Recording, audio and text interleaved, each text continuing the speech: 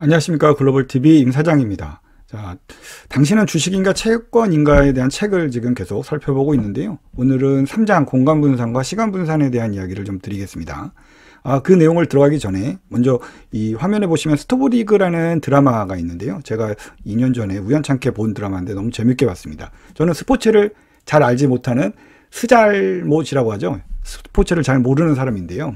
이 스토브리그 드라마를 보면서 분산 투자에 대한 이야기 또는 뭐 기업의 운영에 대한 이야기가 좀 나와 있어서 말씀을 드리는데요. 이 스토브리그는 말 그대로 이제 프로야구 구단이 시즌을 마치고 나서 봄부터 가을까지 있는 이제 정규 시즌을 마치고 겨울 동안 팀을 세팅을 하고 다시 리밸런싱을 하는 그 과정에 대한 이야기입니다. 그래서 스토브는 그 난방, 난로 이런 이야기인데요.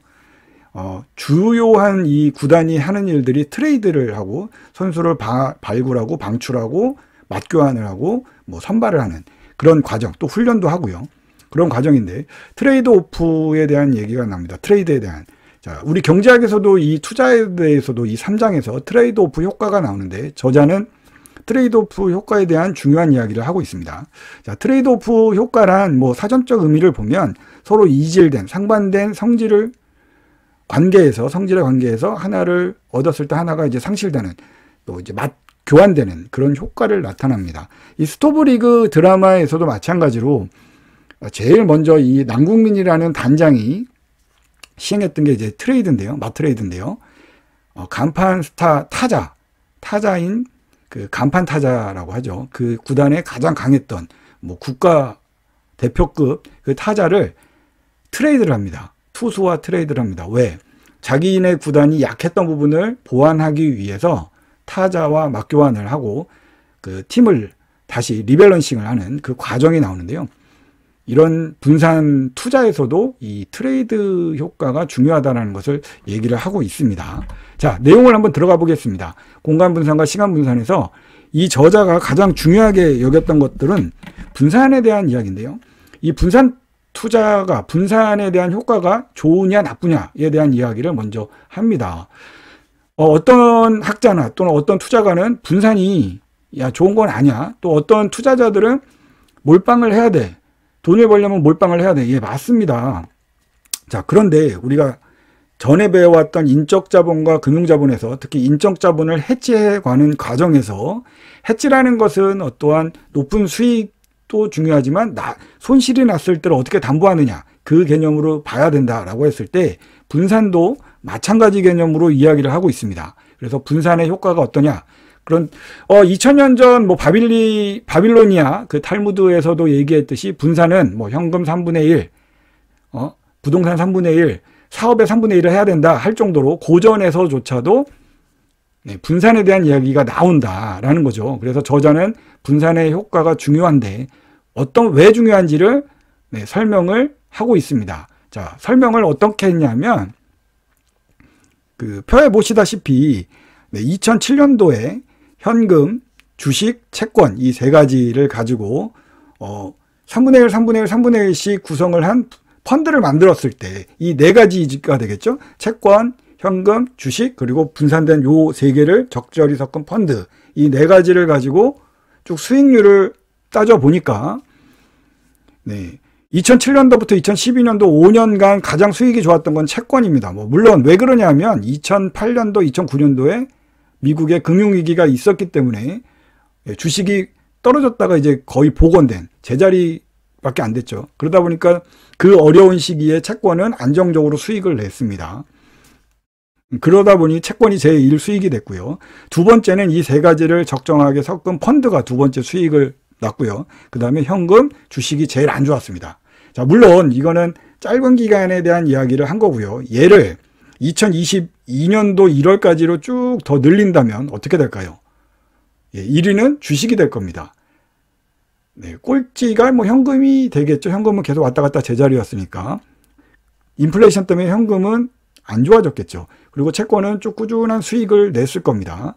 그런데 주식은 최근 코로나를 겪으면서 큰 수익을 냈고요. 그러다 보니까 또 이것을 기간을 쭉 늘려다 보면 1등은 주식이 될 거고 2등은 그 펀드가 될 거고요. 3등은 채권이 될 겁니다. 자, 기간에 따라서 달라지지만 이등은 계속 펀드라는 사실은 명확하죠. 분산을 했을 때 어떻게 되느냐. 네, 명확하게 안정적으로 2등의 수익을 가고 있다라는 거죠.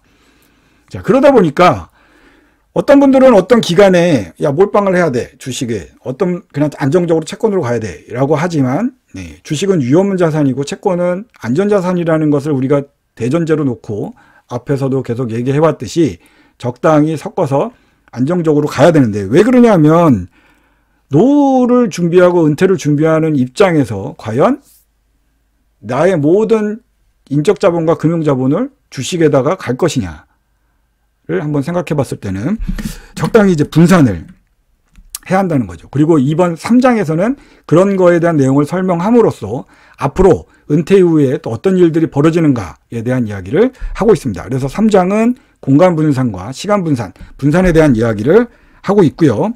그리고 시작에 앞서서 이 단순한 5년간의 데이터를 가지고 이야기를 하고 있습니다.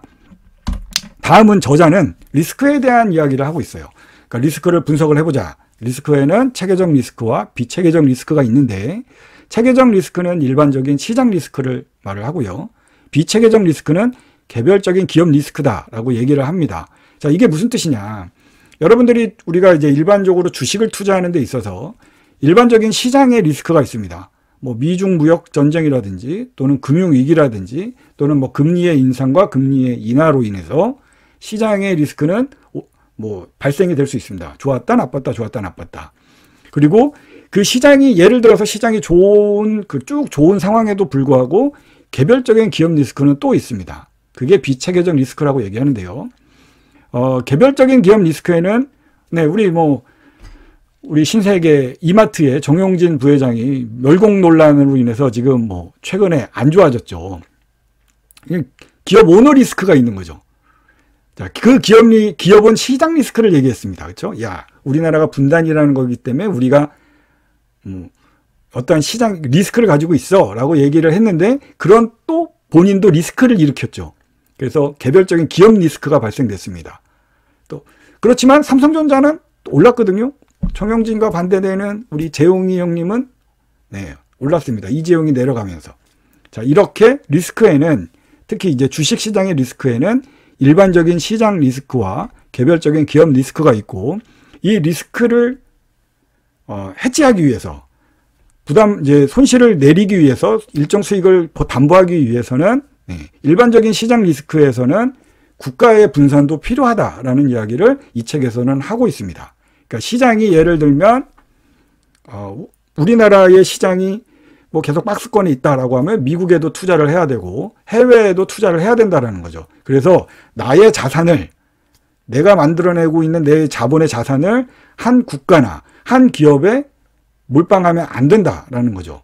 그래서 국가에 대한 분산도 필요하고 그게 이제 일반적인 시장 리스크를 해지하는 거고요. 개별적인 기업의 리스크를 해지하기 위해서는 이 기업과 저 기업의 분산이 되어야 된다. 이 개념을 알고 있어야 된다는 거죠.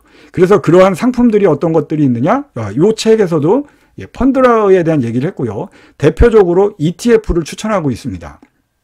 ETF는 개별적인 기업의 리스크와 또 산업군의 리스크 그리고 시장의 리스크를 해지할 수 있는 상품이다. 분산할 수 있는 상품이다. 라는 내용을 안내를 하고 있습니다. 제가 뭐 예전 시간에도 얘기했던 TDF라든지 또는 다른 ETF도 국가에 대해서 시장에 대해서 분산을 하자라고 말씀을 드렸던 것처럼 이 책에서도 그런 내용을 쭉 말을 하고 있습니다. 자, 공간의 분산, 이제 말씀을 드렸죠. 공간의 분산이, 요 내용이 아마 공간의 분산인 것 같습니다. 그래서 시장에 대한 리스크를 해지하기 위해서 분산 투자가 필요하다라는 것을 이 저자는 이야기하고 있습니다. 자, 오늘은 여기까지 하겠습니다.